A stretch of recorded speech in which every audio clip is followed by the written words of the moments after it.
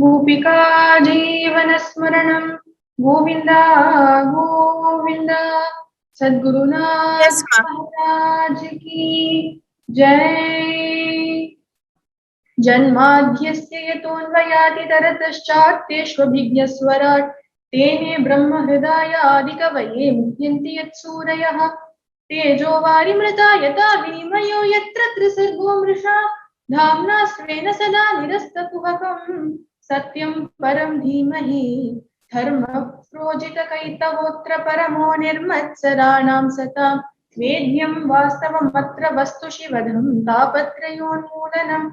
श्रीमद्भागवते महामुनिकृते किं वा परेरीश्वरः सद्यो हृद्यवरुध्यतेऽत्र कृतभिः शुश्रूषुभिस्तक्षणात् निगमकल्पतरोर्गलितं फलं सुखमुखादमृतद्रवसंयुतं पिबत भागवतं रसमालयं मुहुरहो रसिकाः भुवि भावुकाः यं प्रव्रजन्तमनुपेतमपेतकृत्यं द्वैपायनो विरह कातर आजुहाव पुत्रेति तन्मयतया तरवो विनेतुः तं सर्वभूतहृदयं मुनिमानतोऽस्मि यस्वानुभावमखिलश्रुतिसारमेकम् अध्यात्मदीपम् अतिथितीर्षतान्तमोऽन्धं संसारिणा करुणयाः पुराणगुह्यं तं व्याससूनुमुपयामि गुरुं मुनीनां नारायणं नमस्कृत्य नरं चैव नरोत्तमं देवीं सरस्वतीं व्यासं ततो जयमुदीरयेत्।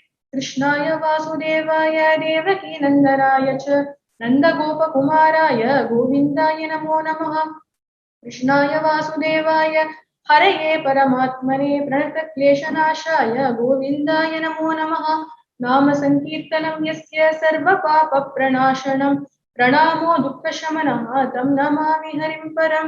नन्दसूनुं राधिकां च भावयन्तं सदा हृदि वन्देऽहं गुरुदेवं तं कृष्णप्रेमरसप्रदं कलये सुन्दराकारं सदैकप्रियदर्शनम् अज्ञाननाशकं देवं सद्गुरुं मुरलीधरं मुरलीमण्डितकरकमलं मुनिजनमोहनं व्यत्यस्तपादं वनमालाधारिणं प्रेमभक्तमण्डलनित्यकीर्तितं श्रीप्रेमिकवरदम् आश्रयेऽहम्।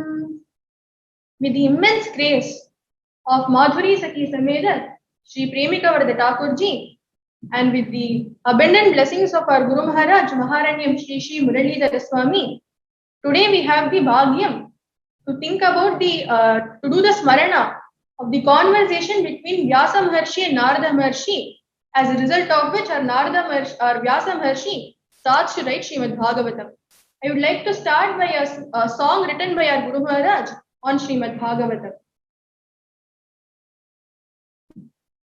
Srimad Bhagavatam Swayam Harireva Srimad Bhagavatam Swayam Harireva Srimad Bhagavatam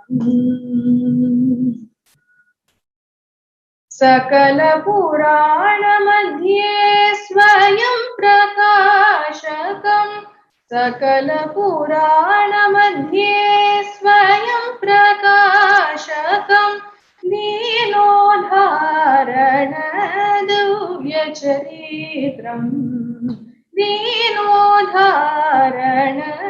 दिव्यचरित्रम् श्रीमद्भागवतम्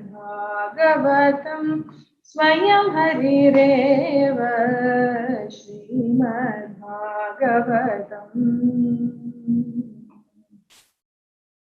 व्यासाचार्येण विरचितं व्यासाचार्येण विरचितं भावुकरसिक मण्डलसेवितं ज्ञानवैराग्य भक्तिदायकं प्रस्थानतुरीयं ब्रह्मविद्यापोषकं संसरिणं करुणया शुकमुनिवर्षितं सर्वमहात्मनां चित्ताकर्षकं ब्रह्महत्यादि सकलपापविनाशकम् आत्मदेवचरित्रेण अतिप्रसिद्धं श्रीमद्भागवतं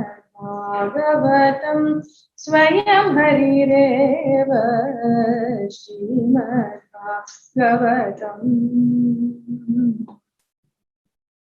प्रतिपदं नाम महिमा प्रभावं प्रतिश्लोकं साधु जन माहात्म्यम् प्रतिपदं नाम महिमा प्रभावं प्रतिश्लोकं साधु जन माहात्म्यम् प्रतिस्कन्दं भक्त वात्सल्य निरूपणं भागवत मुरलीधर भक्तैः नित्यसेवितं प्रतिस्कन्दं भक्त वात्सल्य निरूपणं भागवत मुरलीधर भक्तैः नित्यसेवितं श्रीमद्भागवतं स्वयं हरिरेव श्रीमद्भागवतम्.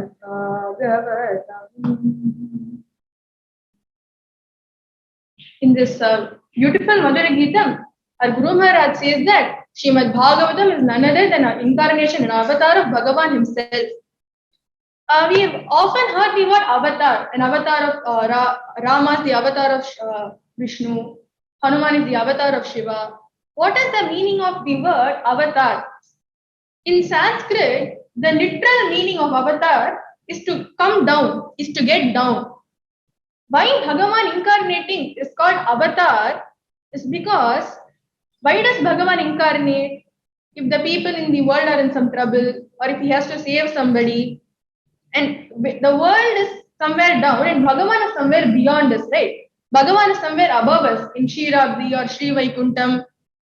We know that Bhagavan is someplace, Bhagavan is in some place that is much beyond us.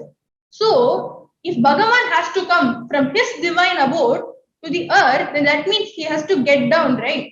For Bhagavan to come from his divine place to the place where we live, to this earth, for Bhagavan to come from there to here, he has to step down, he has to come down, right? That is why it's called an avatar. If somebody asks us, how many avatars does Bhagavan have? We automatically say 10. That is Dashavataram, Matsya, Kurma, Varaha, we know the order. Whereas in Srimad Bhagavatam, in the 3rd chapter, 24 avatars are listed. But in the end, he says that Avatara Yasankyeyo Harer Sattva Nidher Dvijaha. The actual number of Bhagavan's avatars are uncountable, are infinite. Counting Bhagavan's avatars would be like counting the waves of an ocean. We can't count it, it's way too much. For example, if the avatar of Bhagavan that came to save Prahlada, that is Nrisimha Avatara, if that is counted as an avatara, then so is Bhagavan coming to save Gajendra, that is also an avatara. So is Bhagavan coming to give little Dhruva his darshan, that is also an avatara. So in actually, Bhagavan's avatars are uncountable. Now that we know Bhagavan's avatars are uncountable, the next question that comes to our mind is, okay, then what is the best avatar of Bhagavan? Which avatara has done the maximum for us? Which is the best avatara? We might get that question, right? Our Guru Maharaj would say, the best avatara would be the avatar of Vyasa Maharshi. Why? Because it is because of Vyasa Maharshi that we even know that there are other avatars, right? He was the one who wrote everything. There is a slogam that praises Vyasa Maharshi. Achaturvadano Brahma Dvibahuraparo Harihi Aphala Lochano Shambhu Bhagavan Badarayanaha. Badarayana is another name of Vyasa Maharshi. The slokam says that Vyasa Maharshi is the Brahma without the extra heads. He is the Vishnu with only 2 hands. He is the Shiva without the 3rd eye. And Bhagavan Badarayanaha. Vyasa Maharshi is none other than an avatar of Bhagavan himself. He is an avatar of Bhagavan himself. And we saw that 24 avatars were listed, right? In that, our Vyasa Maharshi is listed as the 17th avatara. Tatashaptadashe jataha satyavatyam parasharat. It says the 17th avatara is the son of Satyavati and Parashara, which is none other than our Vyasa Maharshi. Our Guru Maharaj also sings, right? Satyavati Maindanai Satyaswarupane सर्वमुनर्गवने सर्वलोक पूजियने व्यासरे तुदितिडुवोम name व्यासरे तुदितिडुवोम. He is listed as the 17th avatara.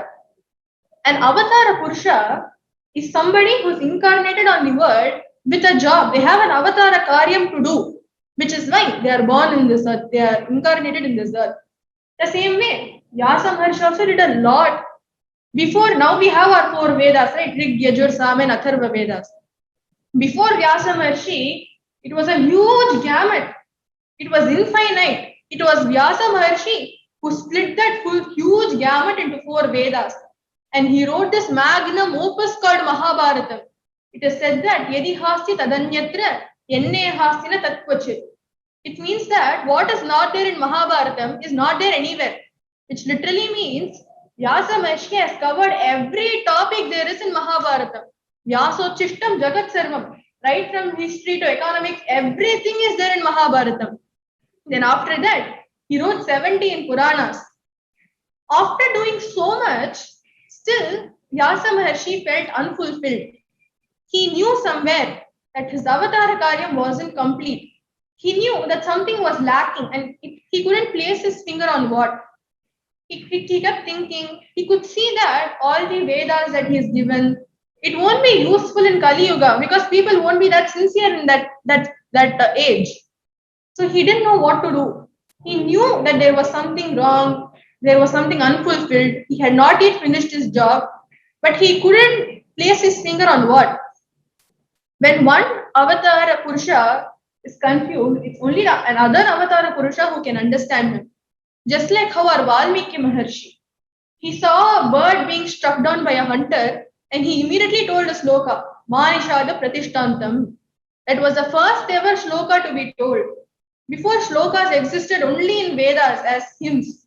This was the first shloka to be told as a shloka. And Valmiki Bhagavan had no idea what it was. And he was a hunter before. So he had no idea why a bird being struck down would affect him so much. He had no idea what had come out of his mouth. He had no idea what it meant. And when he was confused, it was our Narada Maharshi who went and told him to write Ramayana, right? The same way, when our Vyasa Maharshi is also confused, it's Narada who comes and clarifies it for him. So as Vyasa Maharshi is sitting, he can hear a divine voice with a beautiful sound of Narayana Nama, a divine voice that is singing Narayana, Narayana. And when he turns and sees, it's none other than Narada Maharshi himself. And Narada Maharshi also happens to be an avatar of Vishnu. He is listed as the 3rd avatara. I think in the 24 avatars, he is listed as the 3rd avatara. So we've all often heard the term Atiti Devo Bhava. That is, when somebody comes to our house, we should treat them like God. And now Narada Maharshi, an incarnation of God himself, has come to Vyasa Bhagavan's house. And Vyasa Bhagavan, immediately he got up, he Vidivat Pujayamasa Vidivat Naradam Sura Pujitam. He, with all the due rights, he made sure Narada Maharshi was comfortable. He asked him if he needed anything, and he sat across him. And Narada Maharshi, in fact, our Guru Maharaj would beautifully say, when the 3rd avatara, that is Narada Maharshi, and the 17th avatara, that is Vyasa Bhagavan, when the 3rd and 17th avatara met, the rest of the 22 avatars rejoiced, it seems. Because only then their stories are going to be told now. The main reason they even took an avataram was so that the people in Kali Yuga would have some stories to listen to, would have some Bhagavan to prostrate to, right? So when the 2nd and 3rd and the 17th avatara met, the rest of the 22 rejoiced, it seems. Because only now Vyasa Maharshi is going to start writing about them, right? So as Narada Maharshi sat across from Vyasa Bhagavan, Narada Maharshi could see that there was something that was bothering Vyasa Maharshi. So, Veena Panim Smayaniva, Narada Maharshi smiled and asked, because that's how Mahans are, right? Prasadabhimukam Shashvat. A Mahan never scowls or never gets angry, they're always pleasant.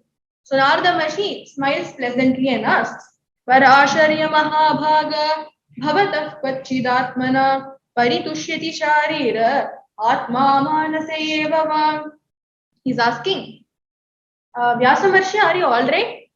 Is something wrong pertaining to your physical health? Are you physically all right? Or is something bothering your mind? Are you mentally all right too? Is there something that's bothering you? Are you anxious? Are you worried? And when we know that somebody is not feeling well, and when we inquire about their health, we don't smile and ask, I heard you're not feeling well. How are you doing? We don't smile and ask, right? So why is Narada Maharshi so happy while asking? It's because he knows it is the outcome of this worry that is going to give us Srimad Bhagavatam. It is this anxiousness, it is this unfulfilled feeling that Vyasa Maharshi is feeling. That is what is going to give us Srimad Bhagavatam now. That is why he is so excited. But he smiles and asks, are you okay? And he's saying, Vyasa Maharshi, you are an Atma Jnani. An Atma Jnani is the person who's realized the highest truth.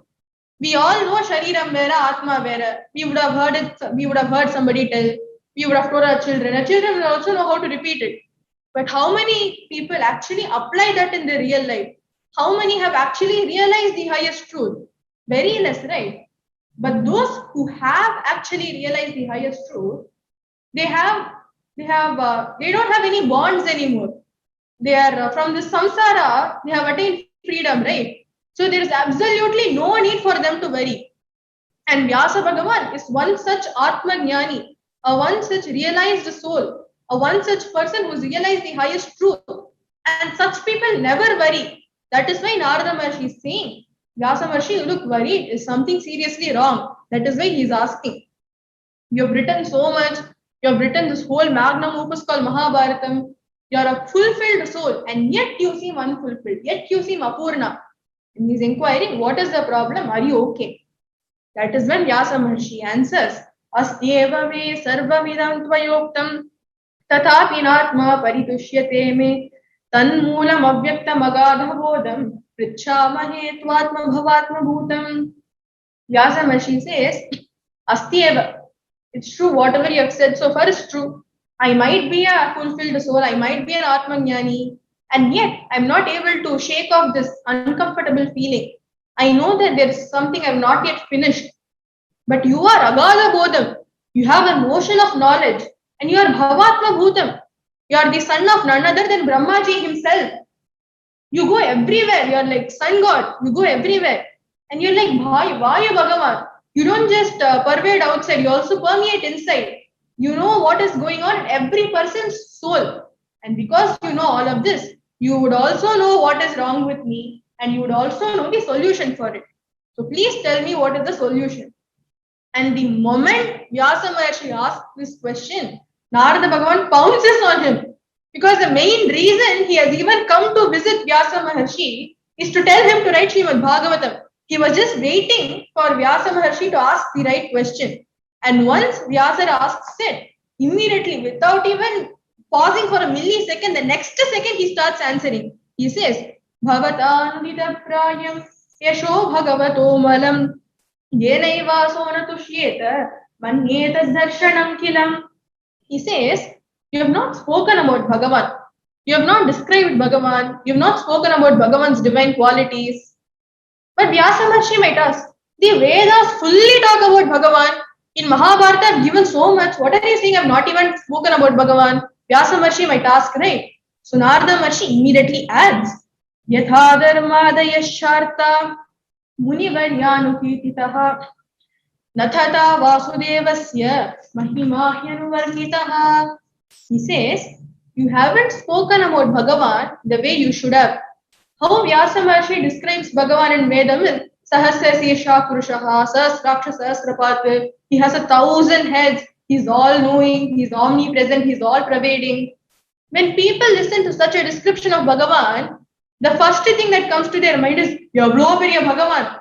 The first thing that comes to their mind is a fear, not a kind of love. They only feel a little bit of fear when they think about Bhagavan. Because when he's described like this, he seems so unattainable, right? Narada Maharshi says that is why Vyasa Maharshi, you shouldn't have described Bhagavan like that. For the people in Kali Yuga, how you should describe Bhagavan is Shyamam Hiranya Paridhim Vanamalya Varha Dhatu Pravala Nathavesham. When we listen to those words should sound so sweet. बर्हापीडं नठवरवपुः कर्णयो कर्णिकारं बिभ्रद्वासः कनककपिशं वैजयन्तीं च माला. A beautiful Bhagavan in the dark blue color with a beautiful Mailpili on his head. When you describe such a Bhagavan, immediately the people should think, should immediately feel that love for Bhagavan. That is how you should describe him. And yes, you have described Bhagavan in Mahabharatam, but the thing is, you have described so much of so many other things too. There is politics, there is economics, there is history, there is everything there. So how will people know which part to take out and study? That is why you should write a book describing only Bhagavan himself, only Bhagavan and just Bhagavan, and not Bhagavan's, not about him all pervading or omnipresent. You should describe him. You should describe his beautiful gunas, how kind he is, his karunya, his saulabhya, his saushirya. And when people listen to this description of Bhagavan, they should immediately feel that love, that bhakti for him. That is how you should describe him. And then he says, Na yadvachas chitrapadam hareryasho jagat pavitram pragranita karhichit tadvayasam tirtha mushanti manasa nayatraham sariramantyu shikshyaha. He says, imagine somebody writing a book. It's beautiful. The poetic devices are amazing. The person has used every Shabdalankaram there is. The words and all are beautiful. There's not a single grammatical error. But in the end, if the book doesn't describe Bhagavan, if the book doesn't talk about Bhagavan and his divine qualities, Mahants won't touch that book. For example, our Guru Maharaj would give a beautiful example for this. We've all been to so many marriages, right? They give so many food, they'll put so much of food in our plate, we won't be able to finish it. So obviously we waste some food and the food goes along with the plate to the dustbin. Imagine how many laddus would have fallen inside the dustbin. So many idlis have fallen inside, so many dosas would have fallen inside, everything from appetizer to dessert would have fallen inside the dustbin. But once it goes inside the dustbin, it is unconsumable by everybody else, right? Only crows will come and take that food. You won't see birds like swans coming and taking that food. Our Guru Maharaj would also say, from the day you were born, imagine how many laddus would have gone inside. Imagine how many dosas would have gone inside. Imagine how many idlis would have gone inside. Despite eating so much, in the end, if we don't chant Bhagavan's name, then what is the difference between us and the dustbin? At least the dustbin cannot talk. We can talk, and yet if we don't chant Bhagavan's name, it's a waste, right? And Vyasa Maharshi, that's what Narada Maharshi says. Even if a book has all of the Sanskrit beauty, but if it doesn't talk about Bhagavan, then Mahants won't appreciate it. Whereas he gives the contrast of this too. Tad vakvisargo janataga samplavo yasmin pratishlokam abadhavadyepi namanyanantasya shonkitani yat shinvanti gayanti grananti sadavaha. Imagine a book that is written.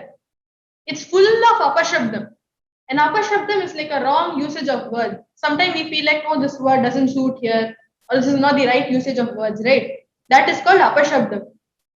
In fact, when our Hanumanji meets our Ramachandra Prabhu, after Rama listens to Hanuman speak, he turns to Lakshmana and says, you know, Lakshmana, I think Hanuman has read all of the 4 Vedas. I think he's a Nava Vyakarana Pandita. I think he's read all of the Shastras, the Puranas, the Upanishads. And you know how I know how well educated he is? Look at the way he talks. Bahu Vyaharatanena na kinchid apashabditam. Despite Hanuman speaking so much, there wasn't a single apashabdam. There wasn't a single error. Look at how beautifully he speaks. That's how Rama describes Hanuman to Lakshmana. So an apashabdam is like a wrong usage of words. Narada Maharshi says, imagine a book that is written which is grammatically erratic. There is an apashabdam, there is an error in every shloka. But if it has the divine stamp of Bhagavan's Nama, if it has the stamp of Bhagavan's glory, if there's Bhagavan's name in every shloka, then Mahants will celebrate it. Our Guru Maharaj says, right? Pratipadam Nama Mahima Prabhavam Pratishlokam Sadhu Jana Mahatyam. In every shloka, if the book talks about Bhagavan, then Mahans will celebrate it. They'll talk about it, they'll read it, they'll listen to other people read it. Such is the greatness of Bhagavan's glory, such is the greatness of Bhagavan. His glory and his name are like Jagat Pavitram. And then he goes on to say, why other paths are not suitable in Kali Yuga. He says, even if you are an Atmajnani, you are a realized soul. Naishkarmyam apyachyuta bhavavarjitam na shobhate jnanamalam niranjanam. Just jnanam alone, he says it's not good enough. It's not beautiful. Na shobhate. It's not good enough. If jnanam itself is not good enough, then what to say about karma? Especially the karma we do for our own selfish benefits. Right? If jnanam itself is not good enough, then karma is definitely not good enough at all. Which is why Narada Maharshi tells Vyasa Maharshi, you have focused so much on the other paths in Mahabharatam and everything else. So you should write one book that is only about Bhagavata Dharma. Because that is what will help people in the Kali Yuga. Akila Bandha Muktaye. For them to attain Bhagavan, Samadhi Nanusmara Tadvicheshtitam. Narada Maharshi doesn't say take a pen and start writing right now. He doesn't say that. He says, you think about Bhagavan. You think about his divine leelas. You think about his beautiful Swarupam. You think about his divine gunas. And automatically you will write a book just about Bhagavata Dharma. And now, Narada Maharshi is chiding Vyasa Maharshi. He says, Jugupsitam dharma kritenu shasataha swabhavaraktasya mahan yatikramaha yadvakyato dharma iti itarasthito namanyate tasya nivaranam janaha. He says, Vyasa Maharshi, you have given so much of karma and its benefits. Like if you do this yagam, you'll get this. If you do that yagam, you'll get this. He's saying what Vyasa Maharshi's intention was. It's like a mother who says, if you do your homework, I'll give you ice cream. What is the intention of the mother? To make the child write the homework and study. But if the child, instead of focusing on the homework, if the child does everything only for the ice cream and doesn't even move on, then in the end it's waste, right? It's futile. The same way, what Veda Mata's intention was, what Vyasa Maharshi's intention also was, when people do all these yagams, and if they get the phalan out of it, he hoped that they would get the phalan and think, hey, this thing really works. So let's start learning more what is there in the Vedas. Let's start delving deeper into its meaning. That's what he hoped they would. But what the people did was, they only did the karma part. They would only do the yagams, they would only do the karma part. In fact, it even produced an adverse effect. That is, if somebody else came and said, hey, let's start looking at the deeper meaning of Vedas. Let's start thinking about the Bhagavan who is described in the Vedas. If somebody said that, the people would say, you don't say anything. Vyasa Maharshi himself has told karma is enough. Vyasareye sollirkar. So they'll start taking Vyasa Maharshi's name for them to keep doing their own karma for their own benefits. Narada Maharshi says, hey Vyasare, you don't have to teach people in Kali Yuga to want things. They already want so many things. And if you give so many karma palams, let's say if you do this, you'll get this. If you do that, you'll get rich. If you do that, you'll get children. If you give so much of benefits, then people will want to keep doing this only. And they'll wrongly take your name. They would say, Vyasa Maharshi himself has said this is enough, so I'll do this only. Actually, if we see karma and jnanam, they have their own benefits. They will give us a good result. But only doing karma and jnanam is not enough, right? Our Guru Maharaj says, if we want to detach ourselves from something, if we want ourselves to stop liking something, we should start thinking about all of its negatives. Dukkha doshanu darshanam. If we focus only on the negatives, then we'll automatically stop liking it, right? And now here, Narada Maharshi knows that for the people in Kali Yuga, they don't have the sincerity to go through paths like jnanam or karma or yogam. That is why he's taking and pointing out only the negative aspects of all of this. The opposite is also true. That is, if we want ourselves to like something, we should think about its positives. So now, Narada Maharshi is listing all the positives of bhakti.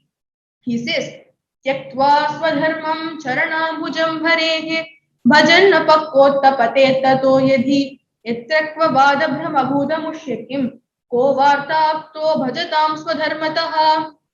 He says, first he said, Achyuta bhava varjitam na shobhate jnanam. That is, without the bhakti for Bhagavan, jnanam alone is not enough. Then he spoke about how karma is futile. Now he says, in the path of doing bhakti, even if you leave your swadharma, but if you keep a tight hold on the lotus feet of Bhagavan, then definitely you will get, Bhagavan will protect you. There is not a single story in our Purana that goes, Bhagavan nammina, dharma savitta, nasama pona. There is not a single story like that.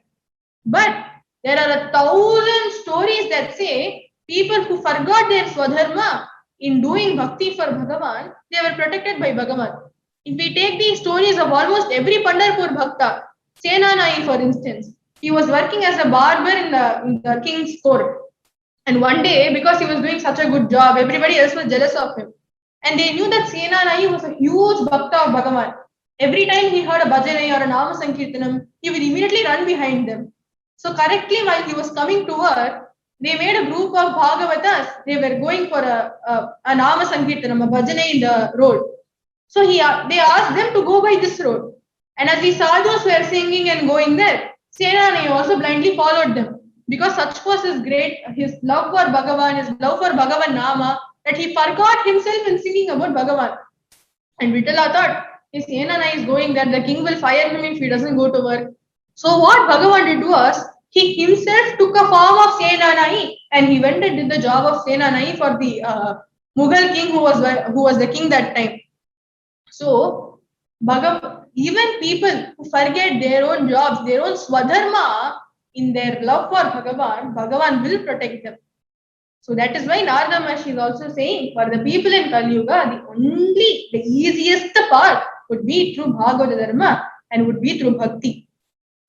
Generally, when we want to get a point across or when we want to say something, stress on a point, if we accompany it with an analogy, if we say the same point with an analogy, it makes a better impact, right? It makes a better impact when we accompany it with an analogy.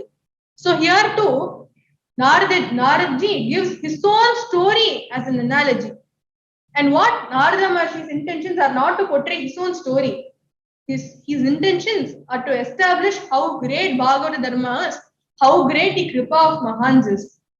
Which is why he starts telling, in my previous birth, that is actually Narada Maharshi's previous birth was long before, it was in the previous Kalpa. Narada Maharshi says, in my previous birth, I was born as a son of a servant maid. My mother used to do jobs like washing the vessels, cleaning the house, putting kolam outside the houses, taking care of the cows. She used to do jobs like these in a community of Vedic Brahmins. I was living with my mother in that village, and my mother used to do jobs like these. One day, some Mahans were about to come to my village. For a sannyasi, their rules dictate that they should never remain in the same place for more than a few days. They should always keep moving around, except during the monsoon period. When it's monsoon for those 4 months, sannyasis should not move anywhere. They should sit in the same place. They should live in the same area. There are many reasons why sannyasi rules state these. It's because, for example, sannyasis follow the rule of ahimsa.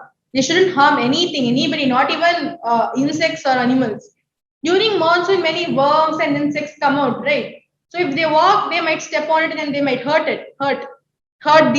those insects, which is why they're asked not to move. Also, during the rain, if sannyasis keep walking, they might also get sick, right? And they need some 4 months to sit by themselves, do tapas, do dhyanam, which is why their rules say that they shouldn't move around for 4 months. And usually sannyasis, they stay in a village or a nice place for 4 months.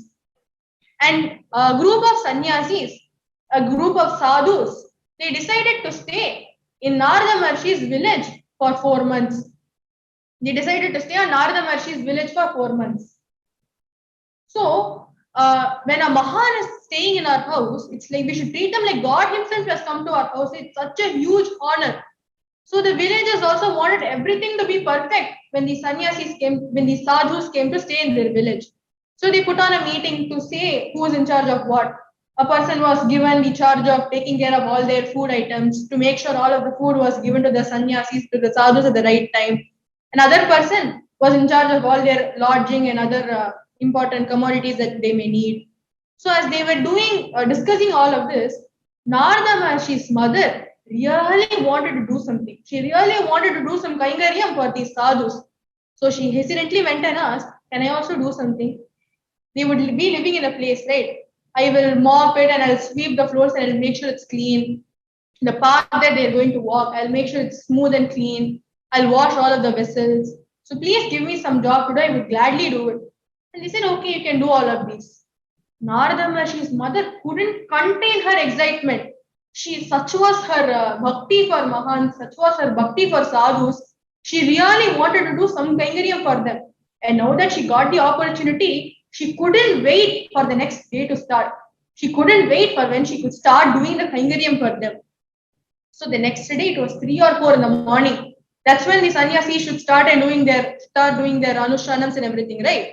So she should get up before that and clean up the place. She immediately gets up. Narada Maharshi would have been a 5-year-old or 4-year-old child. She immediately wakes him up. Hey Narada, come with me. And as he takes him with her, by step by, it said that Matru Devo Bhava, right? Mata Pita Guru Deva. That is, our first guru is our mother, right? The same way, Narada Maharshi's mother beautifully guides him when he was a small child. The first day, she says, "Oh, there are Mahants there. Go look at them. Go stand near them." The next day, she says, "Don't just stand. Fold your hands." The next day, she says, "Prostrate in front of them. Shashtangama Namaskaram Panna." They're none other. It's like seeing Bhagavan himself.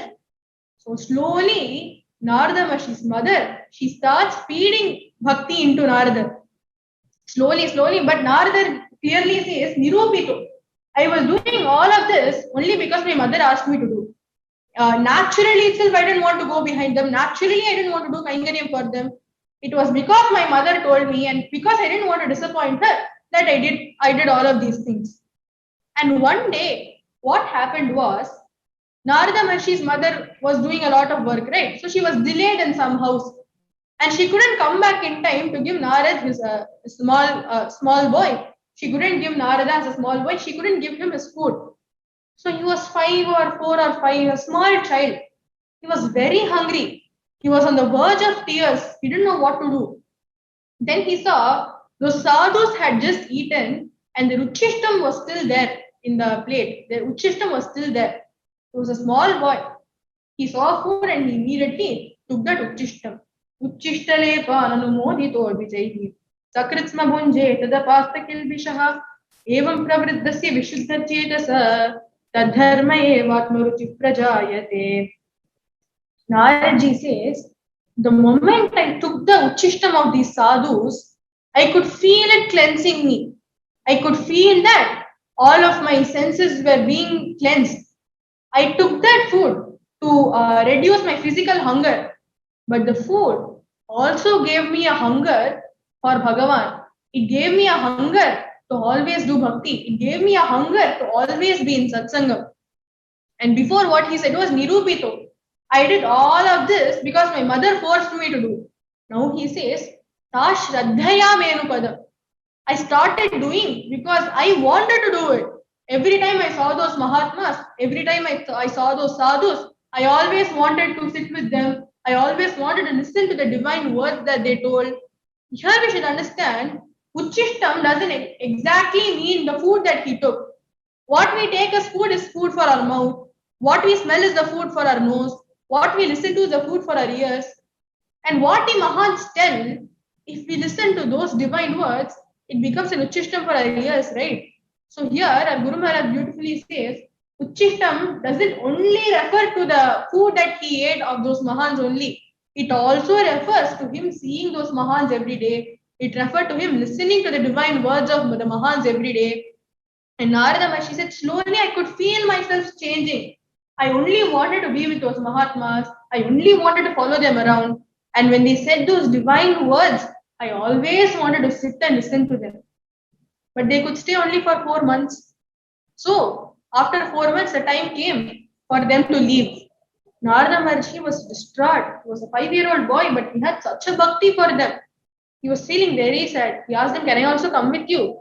Those Mahan said, "Lama, now was not the time. You're living with your mother here." Narada Maharshi's father had passed away before he was born, when he was a small boy, before he was born. So Narada Maharshi only had his mother, and his mother only had him. So the sadhu said, "You don't leave your mother now, you stay in this village. When the right time comes for you to leave, you will know. Krishna will tell you the right time for you to leave. Now you stay in this village alone. And just because you're physically apart, I am also thinking about Krishna all of the time. You're also thinking about Krishna all of the time. So, as heart, we are one. So, don't worry. You will always stay with us. And when the time comes for you to leave, you will know." And Narada Maharshi was slightly consoled by these. He says, "Even though those sadhus left my village, they never left my heart. Their teachings, they always remained inside me. A 5-year-old boy, he said he got jnanam at that age. And when he did get jnanam, he says the first thing that I realized was how big this Maya is. Because in this whole wide world, the one person who is the closest to us is Bhagavan. The one person who was, is, and will always be the closest to us, he's in our heart, is Bhagavan. And yet we don't realize that, and yet we always look for somebody else, right? So he says, such is the greatness of the Maya to conceal how close Bhagavan is. And Narada Maharshi also says, before just now we saw how Narada Maharshi said karma was not enough, that karma was futile, right? Now he gives a beautiful example. For example, when we have a pathogen that comes and creates a disease in us, that time when it enters as a pathogen, it creates the disease, it makes us sick. But when the same pathogen, it's made passive, it's converted into a vaccine, and when that is injected, it acts as a medicine, right? It is the same, just like they are doing for COVID vaccine now. When it was first as an organism, as a pathogen, it created the disease. But when it's antidoted and it's made into a vaccine, it is now providing a cure for the disease, right? The same way, when we do karma for ourselves, when we do karma for our benefit, it will create bonding. It will make us closer to this world. But the same karma, if we do it as an arpana, if we do it as an offering to Bhagavan, if we dedicate everything to Bhagavan, the same karma that was bonding us to this earth, now it frees us, it gives us moksham, it makes us closer to Bhagavan. That is what Narada Maharshi here beautifully says. I did every karma that I did, every job that I did it for Bhagavan. I did it for those Mahans. And one day what happened was, Narada Maharshi was sitting and doing jnanam, he was thinking about Bhagavan. His mother had to do many jobs, right? So it was the middle of the night, and one of the cows had gone into a labor. And Narada Maharshi's mother was urgently needed to oversee the delivery. It was probably 2 or 3 a.m. It was pitch dark. Naradji's mother did not want to leave her small child alone, but that's what her job, that was what her job was. She had to do it. So she said, "Okay, take care, I'll just be back." And she went to oversee the delivery of the cow. But what happened was, because it was pitch dark, she couldn't see where she was walking. And she accidentally stepped on a venomous snake that bit her, and she attained the lotus feet of Bhagavan. Everybody in the village cried. But Naradji here beautifully says, I couldn't bring myself to cry because I knew, because of the seva that she had done, because of the amount of bhakti that she had, I knew she had attained the lotus feet of Bhagavan only. And not just that, I knew that Bhagavan was doing me a favor here. See, we should see the maturity in this 5-year-old boy. Many of us would say, I came to Satsangam, I'm chanting Nama, I'm doing so much. Still, why am I getting dukkham? I'm getting a problem after a problem after a problem. What we should understand is, being in a Satsangam or chanting Nama, the moment we are in the Satsangam, poof, all our problems vanish. No, it's not like that. We will get our problems. But what it does change is the way we see those problems. Our Guru Maharaj would beautifully give a story. There was once a construction manager who went to oversee the construction of a building. He was standing on the top floor and he saw a man, a construction worker, doing some drilling work on the ground. So what this manager did was, He took a 10 rupee note and he fluttered it down. The worker saw that note and he immediately pocketed it. Then he threw a 50 rupee note. Also, the worker took it and kept it in his pocket. He threw a 100 rupee note, a 500 rupee note. Without even glancing without even glancing up, the worker just took it and kept it in his pocket. Finally, what the manager did was, he took a stone and threw it at the worker. Immediately, the worker, who was dead, and he saw up. So here, what Bhagavan wants us to do is to think about him. And when he keeps giving us sukham after sukham after sukham, we'll just keep accepting it.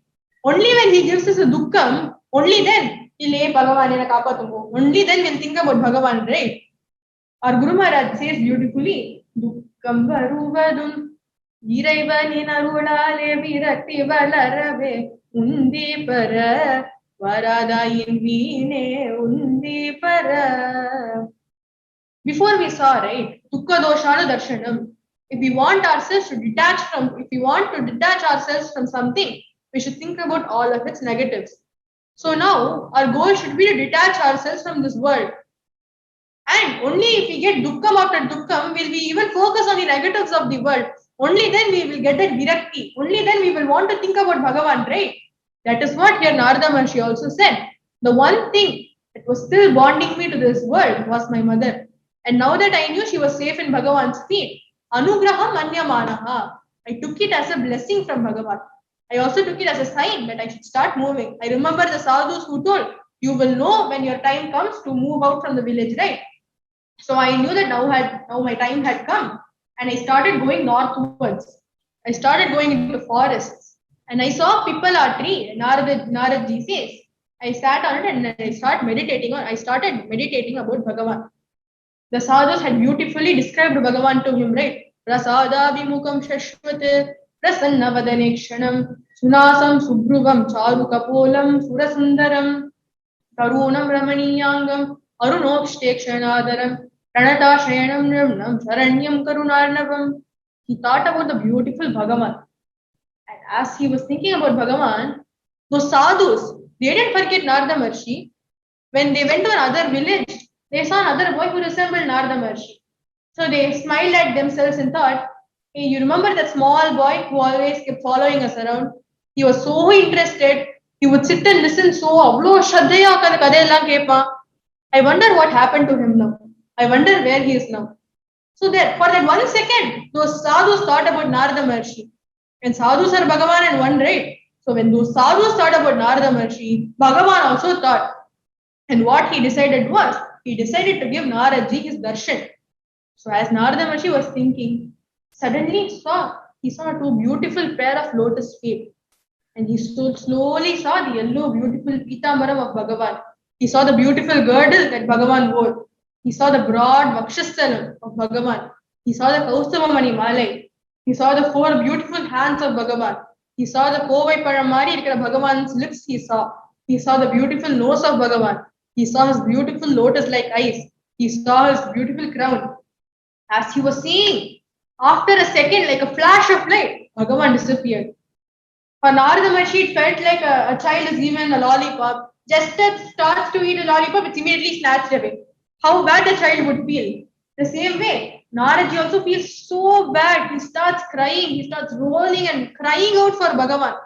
That's when Megha Gambhiraya Vacha, in a thunder-like divine voice, Bhagavan says, Abhipakva Kashayanam Durdarshoham Kuyoginam.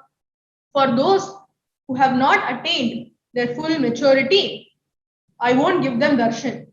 In fact, he says, I have never given darshan to somebody who's progressed so little. I have never given darshan to somebody so early, in such an early stage of bhakti. I have never given darshan. Why I gave you the darshan was because you came to me through the grace of Mahants. You came through a shortcut. You came through the grace of Mahants, which is why you even got this darshan.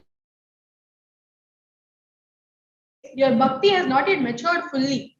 So in this janma, I won't give you any darshan. Just like how in Rasam, Bhagavan spends some time with the gopis and then he leaves for some time and again he comes back, right? The bhakti before they had was called Purva Varaha Bhakti. It was not complete enough. It was not mature enough. And for that bhakti to become complete, for that bhakti to become mature, they should undergo that separation. Only then it becomes viraha bhakti. Here, the same way, he wanted Narada Maharshi's bhakti also to become complete, for his bhakti also to become matured, which is why he says, I'll give you my darshan in the next janma. Narada Maharshi didn't feel too bad. He said, okay, Namam Namayam Vere Vere Illave Illayam.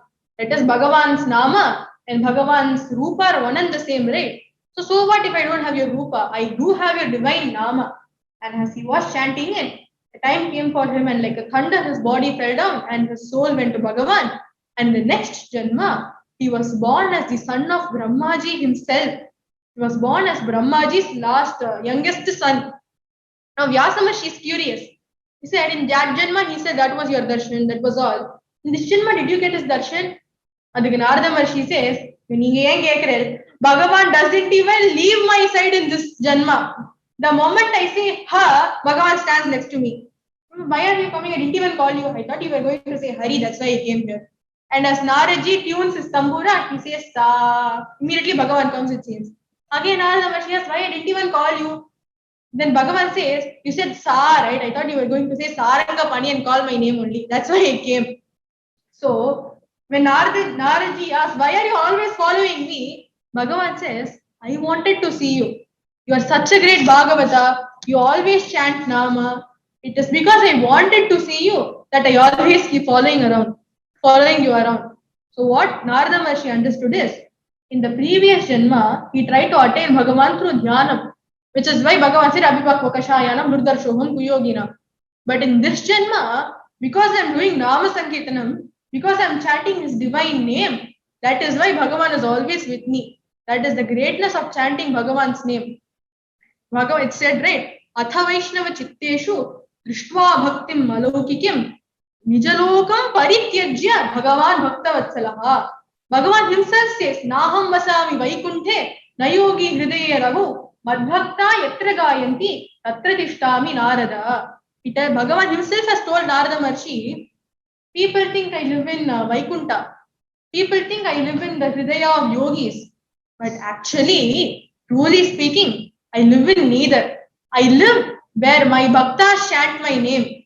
So if anybody says Hare Rama, Hare Krishna, that is where Bhagavan wants to be and that is where Bhagavan is. Which is why our Naradji tells Vyasa Maharshi, you write a grantha only focusing on the Nama Mahima, only focusing on Bhagavata Dharma. And for people in Kali Yuga, if we ask where Bhagavan is in Srimad Bhagavata. Bhaktaram Prichakam Shrotran Tatpada Salilam Yatha. Everybody who goes to Ganga, everybody who says I'm going to Ganga, everybody who said I've been to Ganga, or everybody who arranges a tour bus for people to go to Ganga, they are all purified from all their sins, right? The same way, anybody who talks about Srimad Bhagavatam, anybody who listens to Srimad Bhagavatam, anybody who thinks about Srimad Bhagavatam, anybody who arranges a program for people to think about Srimad Bhagavatam, Bhagavan protects all of them and Bhagavan's grace falls upon all of them. So what Narada Maharshi wanted all of us to learn from his story is, as long as you have faith in Bhagavan, if you do sincerely, if you do Kaingaryam for sadhus, if we always chant Bhagavan's name, in the end Bhagavan will always protect us. Which is why he even asked our Vyasa Maharshi to write Srimad Bhagavatam. That is how our Vyasa Maharshi wrote Srimad Bhagavatam. And he didn't give it to just anybody. He was waiting for the right Adhikari to give Srimad Bhagavatam. When Vyasa Maharshi's son, that is Shukar, came along, he told Bhagavatam to him. And Shukar told it to Parikshit Maharaj. And as Shukar was telling Srimad Bhagavatam to Parikshit, there were many rishis who heard it. And in that, there was a rishi called Suta Pauranikar. He grasped everything that Shukar told and he in turn told it to other rishis. And that is how we have Srimad Bhagavatam now. Such as the Teneyam Vagmayi Murtihi Pratyaksha Vartate Harehe Sevanat Shravanat Pata Darshanat Papanashini. Srimad Bhagavatam, every word in Srimad Bhagavatam is Bhagavan. And we had the divine opportunity to think about that great Srimad Bhagavatam today. And I would like to conclude by an Aarti song written on Srimad Bhagavatam by Sri Sri Anna. Jaya Jaya Bhagavata Deva Jaya Jaya Bhagavata जय जय राधा कृष्ण स्वरूपा जय जय भागवत देवा जय जय भागवत पटुतर मरुभूमौ चरता पति पति परिपतता प्रतिपदललितं त्वां त्यक्त्वा परमसुखं कुतः देवा जय जय भागवत परमपदे भगवान् भक्त परिपालन गुणवान् कमलभवाय कृपया त्वां निज कमलमुखेन ददौ देवा जय जय भागवत नवनवरसभरितं दिव्यं नारायणमुखगलितं नलिनासनदेव प्रददौ नारदमुनये त्वां देवा जय जय भागवत आलोढ्याखिल शास्त्रं भगवान् नवप्यमनशान्तिम् आस्वास्यातुलरसं ते शाश्वतमानन्दमापपदम् देवा जय जय भागवत निगमान्ततरोर्गलितं मधुरं निरवध्यपदलसितम् निर्गुणनिष्ठोऽपि श्रीशुको नित्यं पिबति त्वां देवा जय जय भागवत कलिमलहरणं त्वां श्रुत्वा कैवल्यसुखप्रदम् कृष्ण प्रेमनिमग्नो राज कृष्ण पदाम्बुजमाप देवा जय जय भागवत जय जय भागवत देवा जय जय भागवत जय जय राधा कृष्ण स्वरूपा जय जय भागवत देवा जय जय Bhagavat Today we had the divine opportunity of listening to Srimad Bhagavatam. மேலும் மேலும் நிறைய சத்சங்கம் கிடைக்கணும். We should listen to more and more of divine stories by Bhagavan. We should think about his divine stories, and all of the problems in this world should go away. So, as praying all of this, I would like to conclude my session by chanting Nama. Hare Rama, Rama Rama, Hare Hare, Hare Krishna, Krishna Krishna, Hare Hare, Hare Rama, Rama Rama, Hare Hare, Hare Krishna, Krishna Krishna, Hare Hare, Hare Rama, Rama Rama, Hare Hare, Hare Krishna, Krishna Krishna, Hare Hare. Gopika Jeevana Smaranam Govinda Govinda. Sadgurunath Maharaj ki Jai. Bhagavata Bhagavan ki Jai. Radhe Radhe.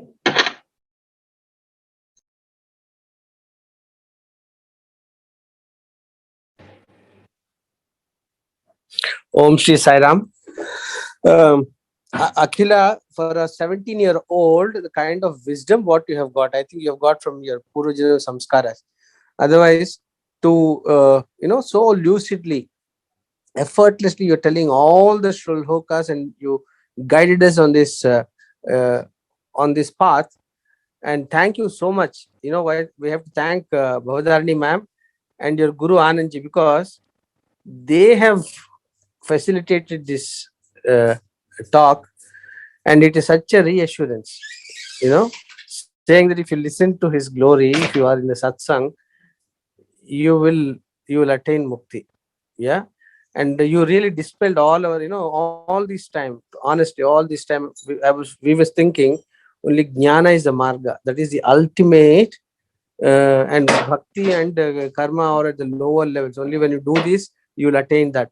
Thank you for dispelling and strengthening our faith that only bhakti dhan pannanom, வேற ஒண்ணுமே வேண்டாம். Thank you so much. In the ஒரே ஒரு talk போராது, not enough, because we would like to have you again and again. And the most beautiful thing is the shrine where you are sitting. என்ன அழகு பா, எல்லாம் குருமார் எல்லாம் பின்னாடி எல்லாம் அனுகிரகம் பண்ணிட்டோம். It was so uplifting. போறவே போறாது அகிலா. இந்த என்னமோ அதாவது நாங்கெல்லாம் பகாசுரர்கள் மாதிரி. How much you give, it is not enough. It is so good, so inspiring and reassuring. That அந்த ஒரு வார்த்தை சொன்னேன் பாத்தியா,